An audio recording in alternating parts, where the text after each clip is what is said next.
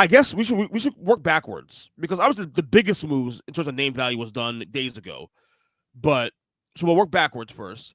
But the fresher news, obviously, is the end of the saga in Miami here, especially Gene Butler finally getting traded to the Warriors. He also got this money, his new extension, 2-year extension, $100 million for 2 years. It ends up being a 5-team trade actually. And initially thought it'd be a heads up thing. Then it was a 3-teamer, and no, it's a 5-teamer. And apparently, all those pieces that were moved last night haven't been have only been settled now. Like Dennis Schroeder was thought to go to Miami. Nope. He's going to Toronto. Nope. Now he's going to Detroit now. So first things first, the highlights of the trade, of course, is Butler going to Golden State, Andrew Wiggins coming here to Miami. Your thoughts on that deal for you? For me, I thought it was a home run for Miami. Jimmy rarely plays these days. So, I mean, they were basically adding talent in a spot that was vacated. And it's not like everyone talks about playoff Jimmy. Well, I mean, the reality is that Butler really only showed up in the playoffs. You weren't really getting a lot out of him in regular seasons for the past few years, just consistently. I mean, like he'll have a game every now and then where he was great, but I mean, there wasn't a huge amount of availability, I would say, over the long term. And he's 35 years old. So you're swapping him for a guy who's 29. And you could make the argument with outside of Steph Curry was one of the most important pieces of Golden State winning the 2022 title. So I like what he brings to their team. I mean, Jimmy is not really a three. I mean, he's never been a 3-point shooter. Not that Wiggins is like some dead-eye sharpshooter, but I think that what he's going to bring defensively, the youth that he's going to bring compared to Butler, and then also the fact that he can space the floor better than Butler. I think I like that combination. And also you're getting rid of the headache. So I think they've got some clarity, and we'll see how that goes forward with Hero, with Wiggins, with Bam, and then, move out from there. But with Golden State, I mean, I don't see this like making them a title contender. So I mean, I'm not really sure. I'm not really sure what the incentive was, other than just trying to like appease Curry by saying like we're trying to get you help. But the reality is, like, you see all these graphics on social media about like big threes, like when Milwaukee made the trade. They throw Kyle Kuzma's picture in there. Like they have the picture with the Warriors, and it's Draymond Green and Jimmy Butler along with Curry. And I'm like, well, neither one of those guys can really shoot. So I mean, Butler's obviously a much better scorer than Draymond Green is, but like. Right. Neither one of those guys is like your prototypical shooter. So I mean, there's still the same pressure on Curry to handle a lot of that shooting from distance. So maybe they get into the play-in now, but I don't think that this dramatically changes. Even if they sneak in as the 7th or the 8th seed, I don't think it dramatically. Well, not only that, they also gave him his money on top of that. Like immediately, the money he was seeking in Miami, he got in Golden State, for example. I think he did. I mean, he won in 3 years apparently. I don't know if it's including the option year, which looking at the contract is not including the option year now with Golden State. But my thing is, excuse me, I'm looking at this from Golden State perspective. Why? What? You mentioned Curry, and I agree with you on that. Appeasing Curry, because obviously one of the biggest underlying storylines of right now going to the league, and I mean, no one's really talking about it, but it's still underlying, is that Steph Curry is still having a great year in spite of being 35 years old, 36 years old. But the Warriors are not good, and we're looking at a situation with Steph Curry now being Golden State, where now we're having wasted years now. So yes, I agree that this move is supposed to satisfy Steph Curry, I guess, but I don't look at Jimmy Butler going to this roster as anything but I don't think it moves the needle at all. I mean, look, right now, I think they're playing team right now currently, maybe not, but even if they are, would it surprise me they're not playing team at the end of the year? No, because the West is just that damn good, and I don't. And let's be real there. How many games would Jimmy Butler be playing? I mean, even without the suspensions, Greg, he was already not playing games as is. So you better hope he holds up. So to me, when I saw the trades, I was like, wow, that's your problem now. Because I am grateful Jimmy Butler was done for Miami last 6 years, but my God, I don't see what Golden State saw here, and then not only that, doubling down and giving him his money. I'm lost.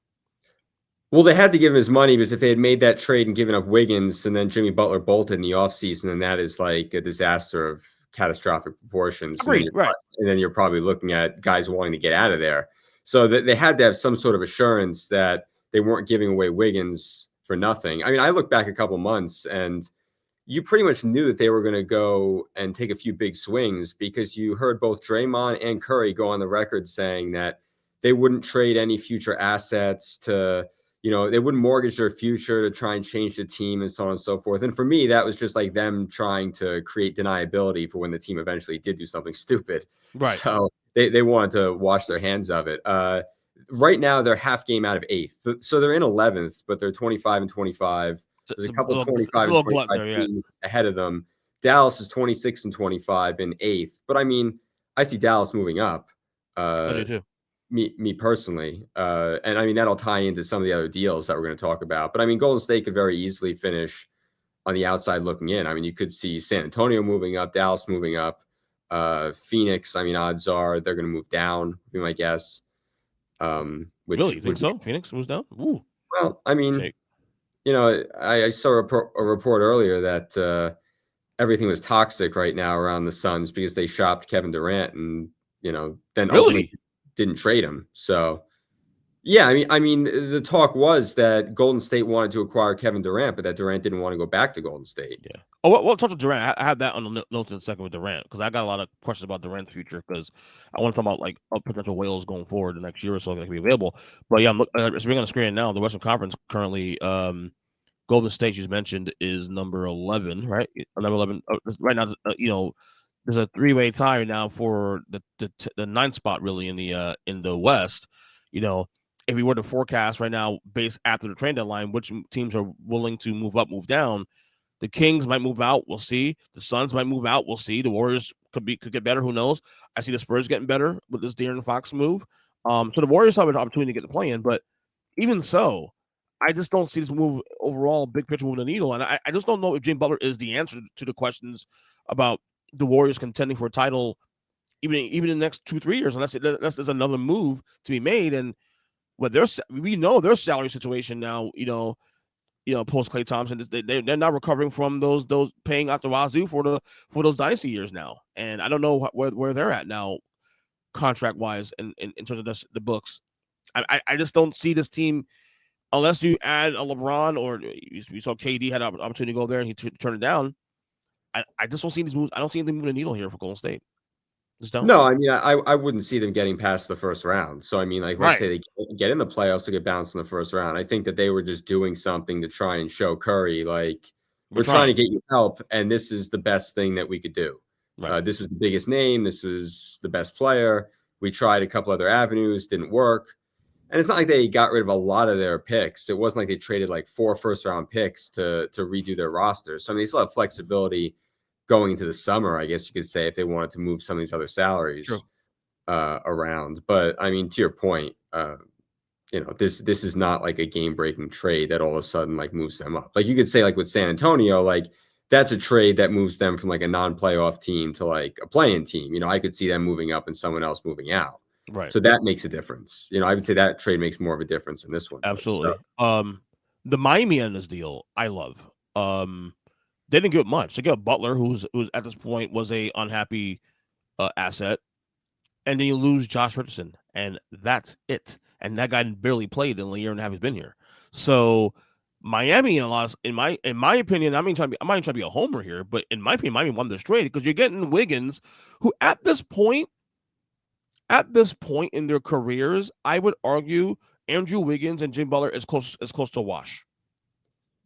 Yeah, and I would say that going across the league, you're seeing a lot of teams, and we'll get to this later with Luka and then with the Lakers trade for Mark Williams. Like, teams basically saying, like, we want to get off of like injury-prone players or potentially injury-prone players. And I look at it from Miami, it's like Butler was either injured or unhappy a lot of his time there. So now you're replacing him with, a guy by all accounts who's like a good team guy. You can see how upset Steve Kerr was talking about the loss of him yesterday. Yep. So I mean, he's going to be a good locker room guy. He's younger. He's more athletic. Can shoot better from distance. I don't think that there's any doubt in my mind that they won the trade, other than the fact that Jimmy Butler's a bigger, like, quote unquote name. But in terms of what's going to help Miami for the rest of this season, I would say they're probably pretty happy with the way that worked out. Yeah, look, I'm not foolish to think that, oh, wow, this move is going to make the Heat a title contender. And I'm not going that far. But what I will say is that Andrew Wiggins, given where his age is at, people assume this guy's old. He's been in the league 10 years. But no, he became in the league when he was 19. So he's only 29 years old. Where the Heat is the franchise right now currently with that roster fits. Like, he's young. He's still young by virtue of his age. So he fits where the Heat is right now on a timetable. So, look, I'm not going to go so far as to say this Heat going to be a title contender, but when you add in Eric Spoelstra's coaching, who I believe is still the best coach in basketball, with that roster, very talented roster of guys who are very productive, I think they're not going to be an easy out in the playoffs. Like, even if they're a one and done team in the first round, they're not an easy out because of the coaching, because of the talent, because of the culture there. I just think that this move could be a starting point of what could happen in the future. Not look, we'll see where they are with contracts in a year or so. If they go up to the whale, we'll talk about that in a little bit in the podcast about potential whales that could be available within a year. But I think this move at least stabilizes Miami. Like, they're not going to fall off the cliff.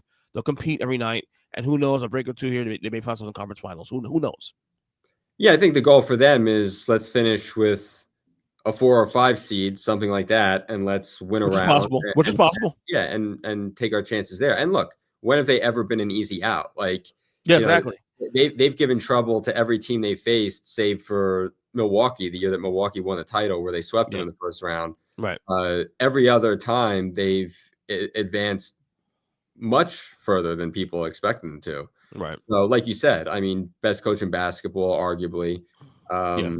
And I think the pieces fit the way they have it structured now. I kind of like Tyler Hero, Bam, Wiggins, and then a bunch of good role players around them. And, with the way Spo preps and gets his guys ready and has them in the right position, and they're shooting around them too. So, I mean, I would take my chances. I mean, it wouldn't shock me if you told me like, oh, they wind up in a first round matchup with Milwaukee and wind up beating Milwaukee, something like that. Right. Another move that happened yesterday that was not a surprise that we pretty much been speculating for the last year or so. Brandon Ingram from the Pelicans has moved to the Raptors. Obviously there was no conclusion on that situation there, so he moved him to the Raptors. Now he is still a free agent this summer, right? I believe, right? Yeah, he hasn't. He hasn't agreed to an extension yet, and I think that was a big problem with New Orleans, is that he wanted the max, and it wasn't that they didn't want him; they just didn't want to pay him the max. Right. And is he a max player in your eyes? In my eyes, no. Okay. But I mean, he's still a very good player. I mean, he's still a great player. But I mean, do I want to give him 4 years and $220 million? Like, not really. Yeah. But he'll likely get it because the market dictates that, and too many good not enough great players and not enough salaries to cover that. So I think he'll get that. Toronto, I don't know. We'll see. I mean, they're obviously in a rebuild mode, but you have him and with Scotty Barnes. I mean, that could be a little bit of a something, right? Yeah, it's interesting. I mean, if you look at their roster, it's like, okay, they have Quickly, they have Barnes. You add Ingram to that. I mean, RJ Barrett. I don't know. I don't know if I don't know if they wind up keeping Barrett and Quickly and a lot of wings. All those a lot guys. of wings there. Yeah, I mean, I feel like it's a lot of money tied up in a team that isn't designed to win a title, although it's designed to be pesky. So I mean, like, I see them probably moving up. Like right now, they're 5th best odds in the draft. I mean, I see them moving up from there. Maybe they end at 7, 8, 9. Something like that. Their schedule is pretty tough going forward in the next couple of weeks, but then it's super easy down the stretch. So, you think the play-in is possible for this team? Because they have played some decent basketball last month or so, I will say. No, probably not. I mean, if you look at if you were to put up the Eastern standings again, you're probably looking at Chicago coming out of the 10 spot and Philadelphia moving in. Assuming that, because Philadelphia's looked a lot better lately, and that was just with Maxey. That was before they got George and Embiid back. Even if you're taking Embiid totally out of it, if Paul George is going to play and Maxey's going to play, they're probably trying to win games. I don't know. They have no shot. They're okay. Look, people listen to the podcast. Looking at the Eastern Conference right now. Obviously, the 1 through 4 is Cavs, Celtics, Knicks, Pacers. 5 through 8 is Bucks, Heat, Pistons, and Magic. 9 and 10 to close out play-in is Hawks and Bulls. The Raptors are 13 right now. They are currently 5.5 games behind the play-ins, but they're toast. They're toast. Because there's no way. Go ahead. I would say that the 76ers would swap places with the Bulls, and that's probably all the movement that you're going to see. Right, exactly. Yeah. Because I don't think the Magic and Pistons, I would say, are fairly locked in at 7 and 8. yeah, And so where even if the Hawks fell off a cliff, and also the Bulls didn't move a lot of guys either. All they really gave up was Zach LaVine. I mean, in terms of like major impact players, like they still have Kobe White, they still have Vucevic, um, they still have Giddey, they still have Patrick Williams. yeah, Like they didn't yeah, they didn't overhaul their roster to where like you would expect them to be tanking every single night, which they probably should have done. I mean, the Bulls, I think, given how good this lottery is expected to be, and the fact that they got their pick back. Now it's still top 10 protected, but now that they've got more freedom of knowing they've got the pick in the LaVine trade, you would have thought that they would have leaned a little more into a tank and then trying to optimize their draft positioning. But that's never, I guess, been their style, and so why start right. now? But hey, that's why they're always stuck in the same spot. So That's right. Chris Middleton, Kyle Kuzma swap, Bucks, Wizards. I love this move for the Bucks. I almost like Buccaneers for the football.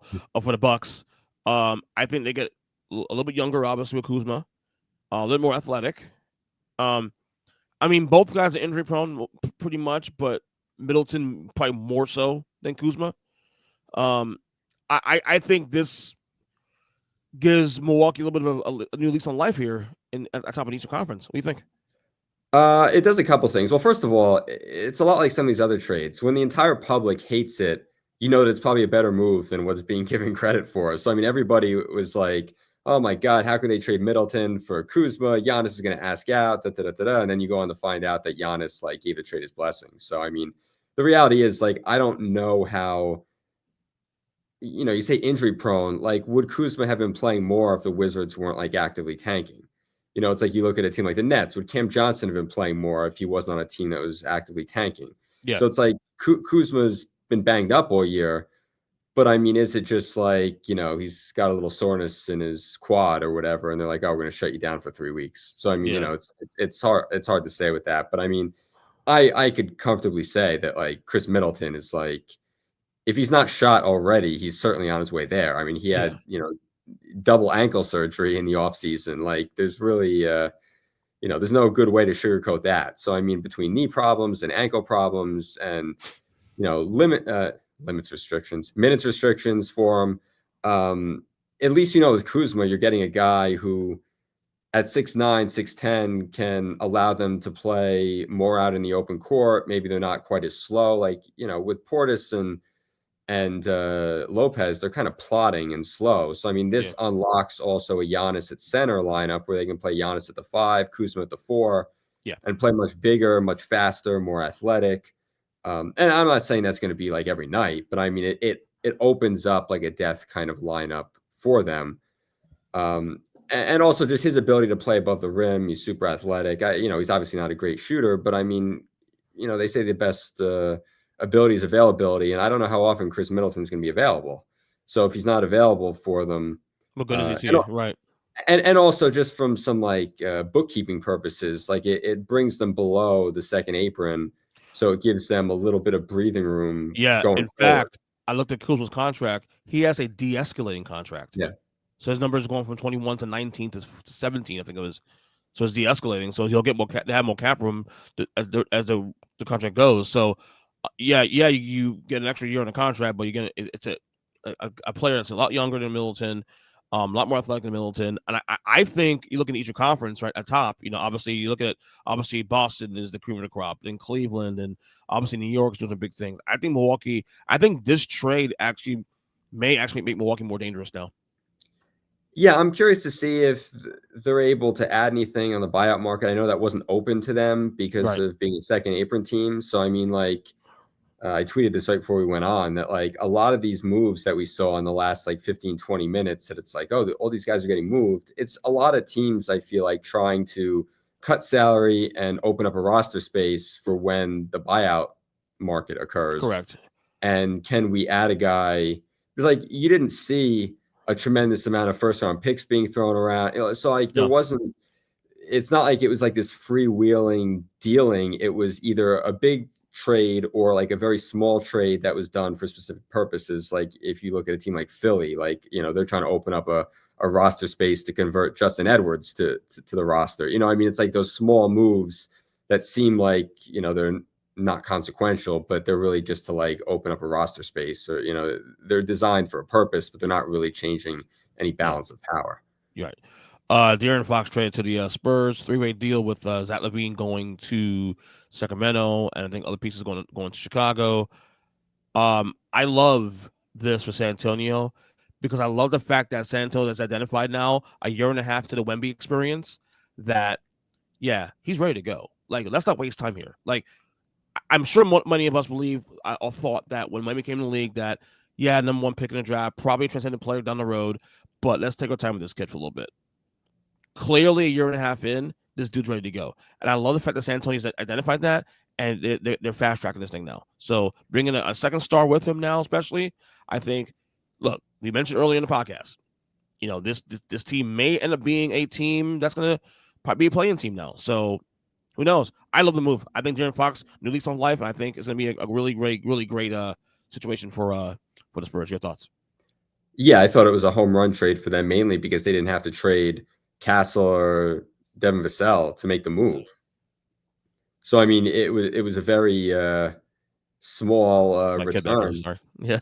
Yeah. I was wondering what was going on back there, but go favorite that. Thank you. Yeah, but yeah, I mean, the fact that they got to keep their two prized prospects basically and add them to them, I would have assumed that if I'm Sacramento, it's like if I'm doing this deal, I want Castle in the deal, but it's like, why am I giving you a 26, 27-year-old point guard who's still, clearly in his prime or getting into his prime? I'm giving up a player like that who's a borderline all-star every year, and I'm not receiving like a prospect at least. So I mean, from San Antonio's standpoint, that's a huge win. And Fox was never really the number one player on a great team. He's designed to be like a number two player. Yeah. Just like Dame was never designed to be the best player. Like he was designed to be the number two on a really good team, and he was just miscast in Portland all those years as the number one guy. Not to say that he wasn't an amazing player and an all-star, but it's like for that team to have reached that other level to be effective, right? He would have had to be the number two. Not that he's not a perennial all-star, and the same thing for Fox. Like he's still a great player, but if you want to win titles, you really want there to be another better player on the roster, and Wemby certainly fits that. Yeah, I'm looking forward to see the future of this team. The young players that's playing together now. I think the Spurs team they might make a run for the play-in. I think this year. I'm with you on that one. I think if I had to put odds between the Spurs getting the play-in and the Warriors, even though the Spurs are probably 3 back of the Warriors in the standings, or maybe 2 back, I might go San Antonio.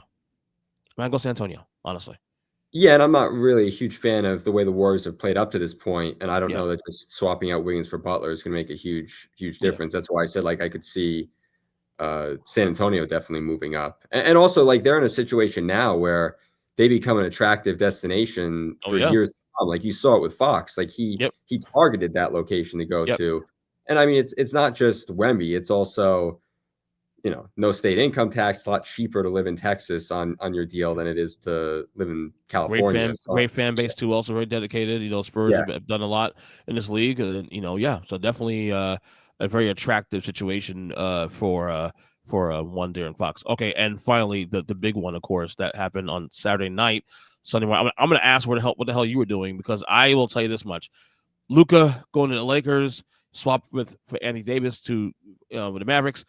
I just finished watching Royal Rumble actually 2 hours before that, so I was settling down, about to go to bed, and I had my phone on, listening to some stuff on my phone, watching on my phone, and then I see an alert from Bleacher Report that Luka Doncic traded to the Lakers, and I thought it was someone got hacked, and then I saw Shams on the bottom. I'm like, oh, so the Shams get hacked? So I immediately, I always do before I start putting things out and text my friends about their thoughts. I immediately went to Twitter and see exactly if this is true. I cross-checked it, checked other sources, and they will start to also announce it as well too. What the hell were you doing when this happened at midnight? I am guilty of saying I was sleeping. So fun. You were sleeping? Yeah, no. I woke up to that news. So I woke up at like 7 o'clock in the morning. And how stunned were you? How stunned were you?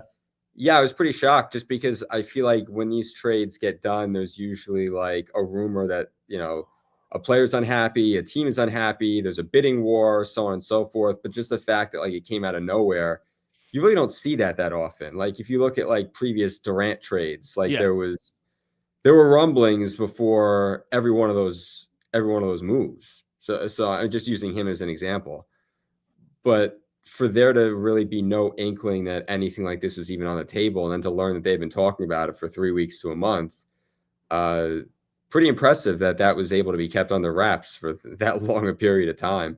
But yeah, it was pretty shocking. Although maybe my reaction to it isn't the same as like the average person looking at it, who might say, what on earth was Dallas doing? I could make an argument both ways for the trade. Yeah. Stun wasn't the word.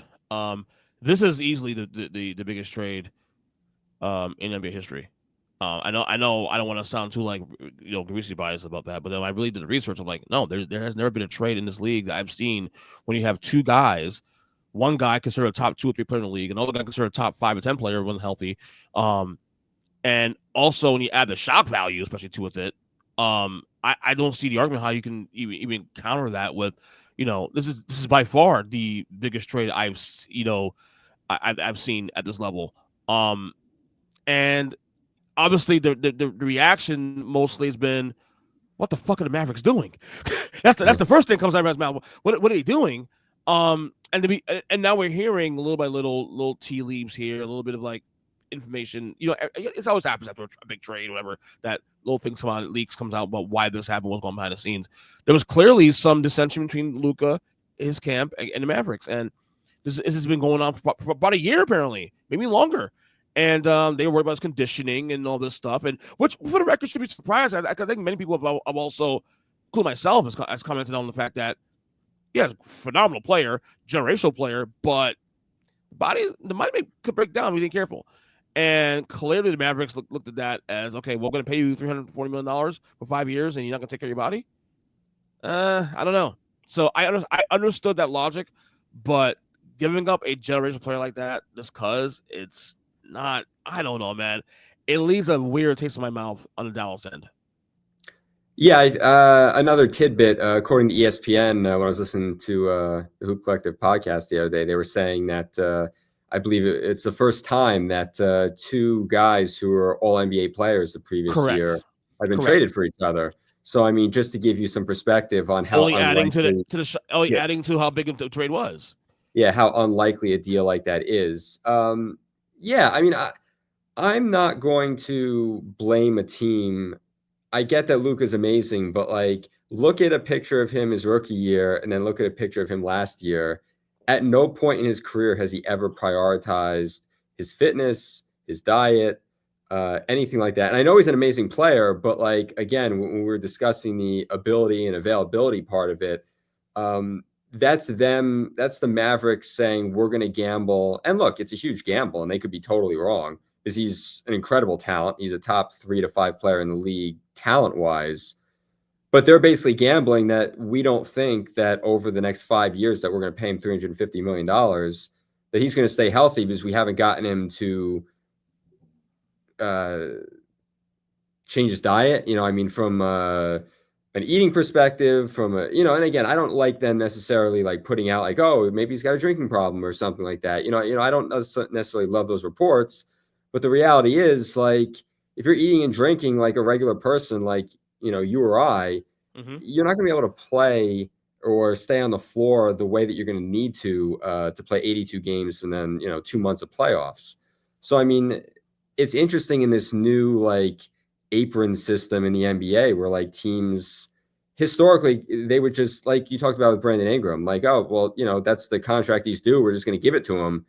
And Dallas is kind of one of the first to be like, I know you're due that, but we don't want to give you that money. And my biggest complaint on it, and again, like, you look at Embiid, you look at Zion Williamson, you look at injuries that guys have that sort of torpedo their careers a little bit. I'm Yeah. not going to knock them for assuming that that's going to happen with him. My only problem is the return on it. I love Anthony Davis as a player. I think that Dallas is going to be really good still for the next couple of years. Maybe not long term like LA will be. But to only give up one pick, and I like Max Christie too. I think he's a good player, but I would have liked to have seen them either get Connect or the other Lakers first that was eligible to be traded that ultimately went for Mark Williams. I would have liked to have seen them extract one other asset in that deal. But let's face it, Dallas contacted the Lakers first about making the deal. So you go to them basically in a weakened position of leverage. So that's why Rob Pelinka was able to like play that against them. Do you buy into the conspiracy theory that the NBA may have played a heavy role in facilitating this deal? Because there's no doubt that the Dallas Mavericks have gotten way more for Luka on the market if they announced he was on the block. Like, yes, AD, obviously a fantastic player, top 10 player in the league right now when healthy, probably some maybe saying top 5. But if Miles Bridges can get 4 first rounders to go to the Knicks, what the hell do you think Luka Doncic is going to get at 25 years old, regardless of the commitment to health issues, to conditioning issues? I mean, to me, I'm not going to go so far as and buy into that heavily, but it doesn't surprise me that people are kind of like looking side-eyed at the league like, you guys are involved in this, because obviously you get that guy, top 3 player in the league, to play in LA, in the biggest market, in the league. It makes sense. So there's 2 issues here. One, just for bookkeeping purposes, Mikal Bridges actually went for 5 first-round picks and a pick swap. Yeah. So I mean, it was even more than you said. And I'll circle back around to that. Is the league happy that it happened? I'm sure they're giddy that the trade happened. I don't buy into the conspiracy theory that they were involved, that they orchestrated it. I think that Nico Harrison had a relationship with Anthony Davis prior, and he was the player that he targeted. And I guess when you look at it from this standpoint, like, what other all NBA caliber player was going to be available they could add to their roster today? So, I mean, that's, and then the second part of this with the picks part is that not all first round picks are created equal. So, I mean, if you look at the Knicks, all their guys are pretty much in like a 26 to 28-year-old range. Right. If you have five picks of theirs, and 2 of them are going to convey in this upcoming draft. So going forward, we're talking about 3 firsts for a team that's probably going to be together for another 5 years and probably going to be locked into like a 2 through 5 or 6 playoff positioning. You're looking at picks that, barring a catastrophic injury or multiple catastrophic injuries, are probably going to be locked into the 20s. So, I mean, it's not like, they were trading lottery picks for Mikal Bridges. So that's one thing. And then you also have to say, what would Anthony Davis be worth pick-wise if he were getting traded? He himself could be worth 3 or 4 first-round picks plus the pick that they threw in. And then you say, okay, like maybe that's equivalent of 5 first-round picks, just given his value in the deal. So, I mean, all picks are not created equal. If you're getting the 28th pick in the draft, it's not the same as like, oh, here's an unprotected pick. So, like, you look at the Suns picks. If you have the Suns picks like Houston does, those are gold at this point when you look at the potential turmoil they're going to be in, not only now and the rest of the season, but for the next 3 or 4 years. They might be in a situation where, okay, we have to trade Durant. Then Devin Booker asks out, and maybe they're able to trade a lot of that stuff. But unless they're trading with Phoenix directly for their own picks back, they could go into a rebuild not having their own picks, like you saw with the Nets going into a rebuild without their own picks, and it turned into Jason Tatum and Jaylen Brown. So, I mean, like, those picks are gold. The Knicks picks maybe not quite as valuable. Right. So I would just, look at it from that standpoint. Like, they wanted a player. The Mavericks wanted a player that was going to help them today. And it's like, okay, Kyrie, AD, Klay Thompson, and then a bunch of role players. And really good role players. Really good role players. Like, I think Max Christie is a really underrated player. I mean, PJ Washington is a good role player. He's going to start at the 4, or you could even have AD playing at the 4 in some lineups with Lively. Why Max should be playing the 4 now? Because I think one of the things that dissension for the Lakers with AD was that he did not want to play the 5. He was forced to play the 5. And I believe that this deal to Dallas now, he'll be playing the 4 alongside the other center. Chris, was it G? The last name was a G. I forgot his last name. Because Lively's gone for a little while. The other guy. Why is that name escaping me? I know why it's escaping me. Daniel Gafford. I'm sorry. Thank you. They'll probably play those 2 guys up in the front, which means, and this is where, listening to the feedback in real time was kind of disappointing me in a sense, that yes, I understand people getting pissed about Luka, losing Luka, Jefferson playing the whole nine. I understand getting pissed about that. However, it's not like Anthony Davis is some bag of bones here.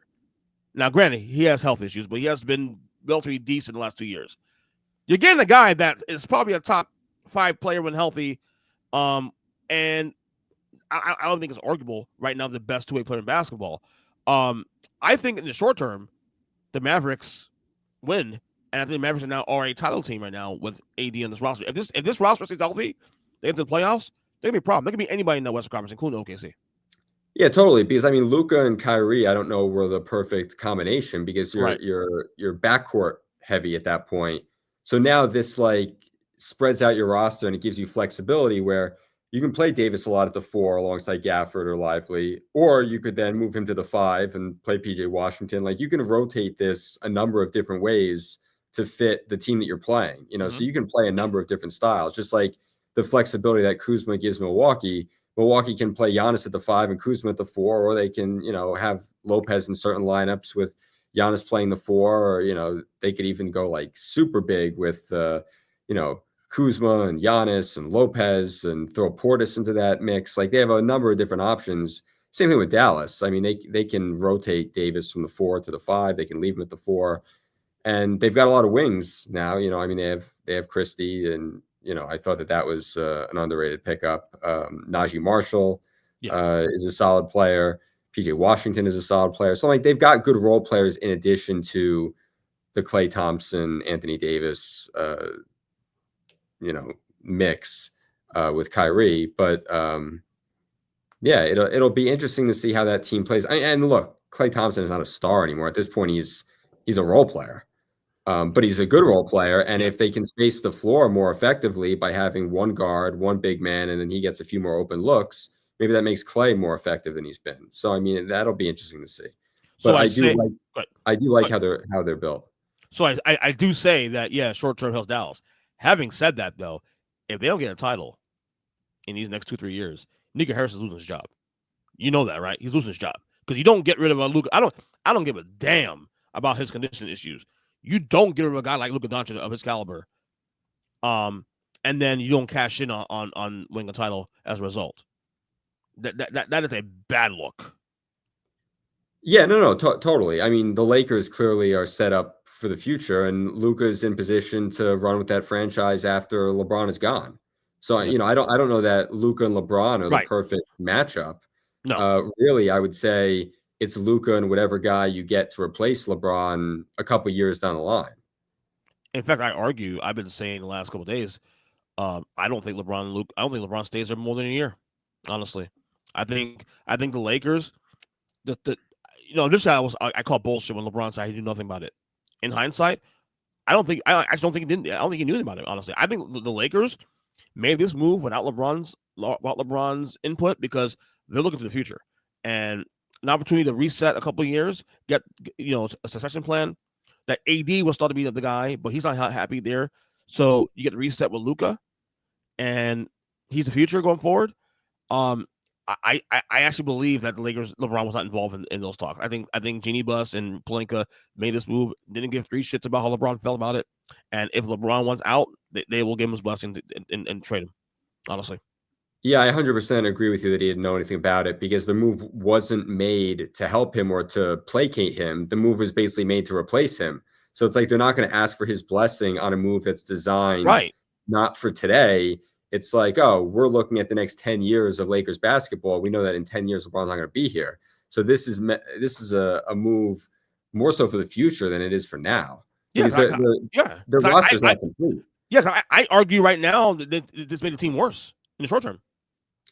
Yeah, because they both need the ball. They're not a perfect fit playing with each other. And I do like the trade that they made for Mark Williams, but I mean, again, both players that the Lakers have acquired are gambles in terms of health and availability standpoint. Now, obviously, Luka, I would say, is less of a gamble because even when he's been out of shape, he's still been an excellent player. Yeah. Whereas Mark Williams hasn't played a lot of his career with various injuries. He had a back injury last year that basically torpedoed most of the season. So, I mean, he really hasn't been healthy much. But look, if he's healthy, he's a great center. Oh, he He's a is. great. I watched the tape of him earlier, and I was like, "Ooh, this could if he can tap into his potential. Oh my God, this could be a really good value move for the Lakers going forward." Yeah, he's got a 9'9" standing reach. He's super Yeah, athletic. He can jump out of the gym. So I mean, it's good if he's healthy, but I mean, it's just like with anything else. Like I don't know if that's a safe gamble, and that's Charlotte being proactive and saying we don't think this guy is going to stay healthy. Let's accumulate as many assets as we can for it and go from there. right. Any other transactions that I might have missed that stood out to you? Or these are the main ones I think I mentioned. I mean, Marcus Smart got moved to Washington. This feels like a salary dump there. Yeah, the only one I would say would be the DeAndre Hunter move to Yes, that's the one. Cleveland, and That that happened like an hour before we went on. So right. in terms of being finalized, I would still say that Boston is the favorite, but I think that Cleveland, like, they're right there. And I mean, like, adding DeAndre Hunter, Karis LeVert was more of a luxury given how well Ty Jerome has played. So I mean, they basically had a backup ball handler. If you take I mean, Mitchell and Garland can both handle the ball. So they basically, adding Jerome, have 3 ball handlers. They didn't need a 4th guy to handle the ball. So, I mean, that was a luxury they didn't necessarily need. George Niang is, not going to move the needle necessarily. And DeAndre Hunter can play the 3. He can play the 4. If they want to play big, they can Right. slot him at the 3 and keep Mobley and Allen both on the floor. And if they want to go small, they can still keep Mobley or Allen on the floor and then move Hunter to the 4 and then go from there. So I think that that's an interesting move for the Cavs. I think it definitely helps them in their pursuit of a title this year. And, they're in the mix, and that's all you can ask for if you're them.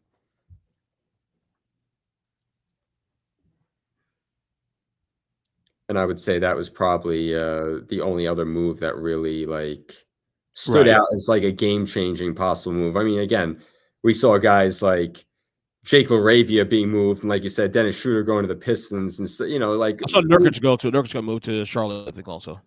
Yeah, and I would say that was a good trade for Charlotte too. Like I think that they made 2 good trades in terms of like accumulating assets for a team that's not going anywhere. Right. So I thought that was those are fine moves for Charlotte. Looking down the road. But I mean, again, those moves aren't like swaying things. It's not like adding Cody Martin is making Phoenix a title contender now, or By the way, adding Meach is going to make them a title contender. speaking of Martin too, also Caleb Martin got traded as well to Dallas as well. To Dallas, yeah, Another nice move for Dallas. I think also adding to a potential team that could compete for title. I think yeah, his that was. experience.